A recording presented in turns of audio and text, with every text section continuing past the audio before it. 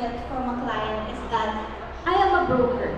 I found the buyer for Wala naman. For example, sa isang bahay, how can I ensure that I will get a commission for this transaction? So typically, the broker is involved in a contract of agency, which means po that the broker is being authorized by the seller to sell the property in his behalf. Pero, para po makakuha ng commission, that must be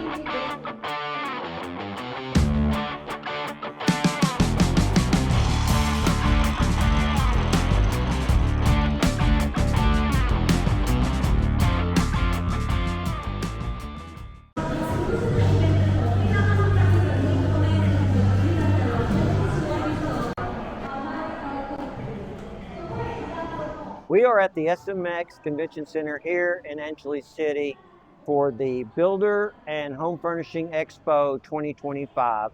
So let's walk through and check it out and meet some people. Bye.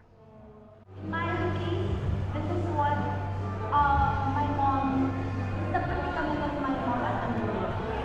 So the question is, my wife and I want to sell a property.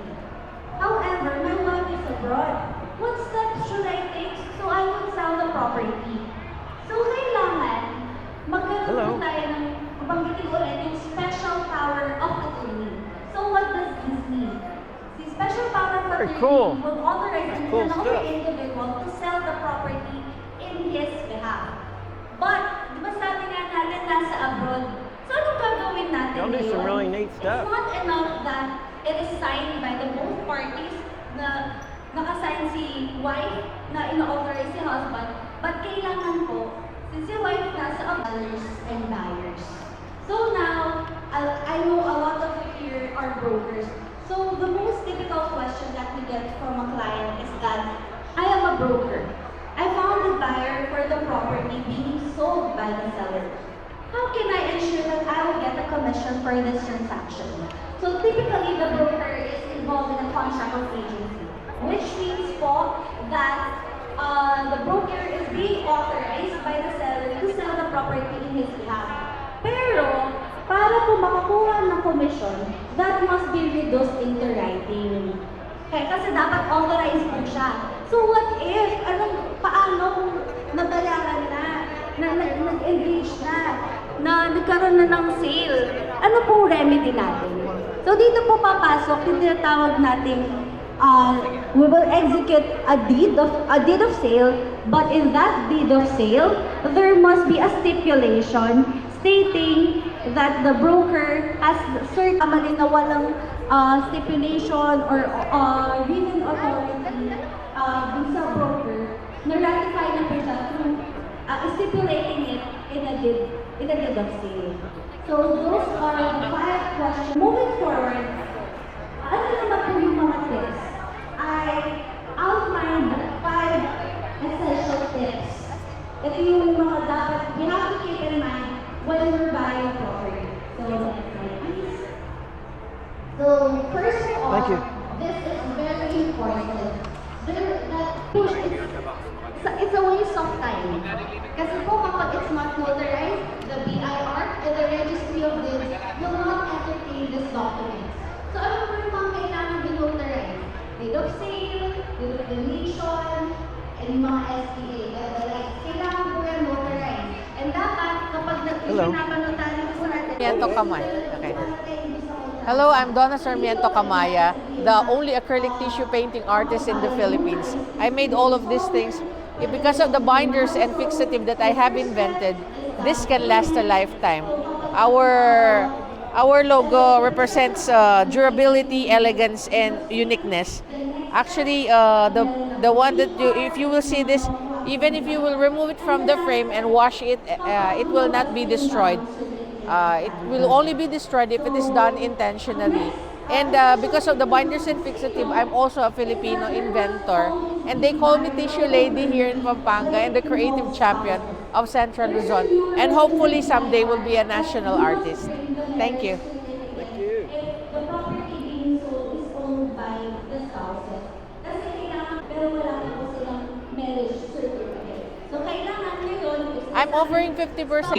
ng ating keynote inspirational speaker this morning. What's the full name of our keynote inspirational speaker? Hindi na sila sasagot, kilalang-kilala nila eh, di ba? Wag na yung Houseland daw.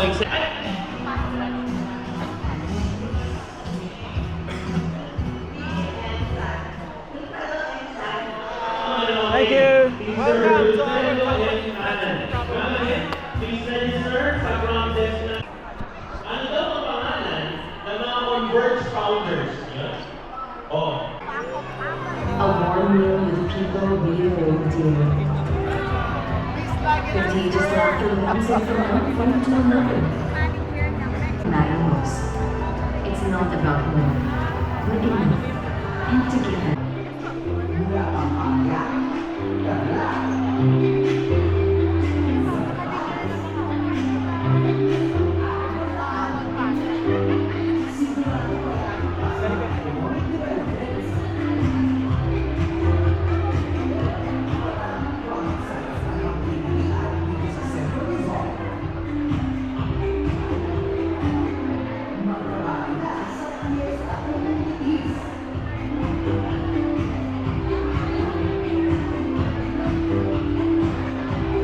Hello.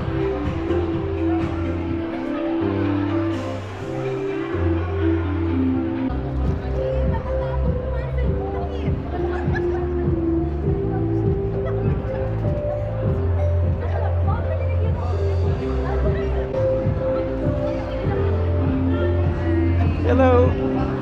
Hello.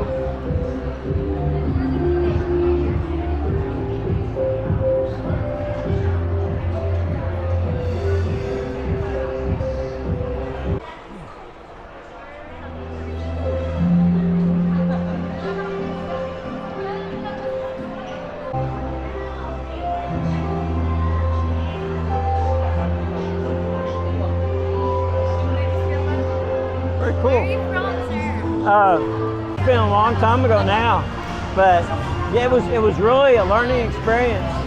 These things can do so much. Again, a huge thank you goes out to Perito Clark, Houselands, applause. To our sponsors, maraming salamat. Being a faithful. Wala talagang bahay. For example, sa isang bahay, 5 pamilya. Understood po doon, yung 4 na pamilya is walang bahay. Kasi, ang Thank you. po dito is one by LSP. Ang ibig sabihin po nun is local shelter plan. Ang local shelter plan, hindi lang po natin iniisip yung backup, iniisip rin Oh, po you're natin yung fine. present. I just want to get a video of this. Kaya po ang program is the flash program of Marcos Administration, which aims to develop 6.5 million house blocks, address the housing Oh, I've got enough stuff. needs and backup, and to provide decent Thank you. So yun yung pinaka-ating economic agenda na nire-require po ng office namin. So as much as possible po, yung mga core PH na to, nagdagan po yung mga trabaho sa mga construction workers, may trabaho po sila sa mga palong area. Then next is na kakalimutan po nilang ina-assess yung future. Pag sustainable po kasi dito, ibig sabihin, hindi lang po natin pine-preserve yung past and present. Kaya po meron po tayong mga Thank you, future sir. development kasi dumadami po yung project. So, Thank you all. So, meron din tayong extra sound system management. Hey everybody. In this video, I just happened to be at the SMX Convention Center for another video I was going to make and saw the Builders Expo, which is real estate, home furnishings 2025 Expo here at SMX Center. Really cool. Got to talk to a bunch of people. There was financing, there was home furnishings, and just different things, all related to the construction industry. And a lot of things that are going on here in the Philippines. So hopefully you enjoyed it. And I guess until next time, I'll see you later. So ito po yung mga socio-economic agenda na nire-require po ng office namin. So as much as possible po, yung mga core PH na po, may criteria po na ito. Number 1, ensure food security. Number 2, may vocal rate cancellation. So nadalagdagan po yung mga trabaho sa mga construction workers. May trabaho po sila sa mga palong area. Then next point, improve access and affordability,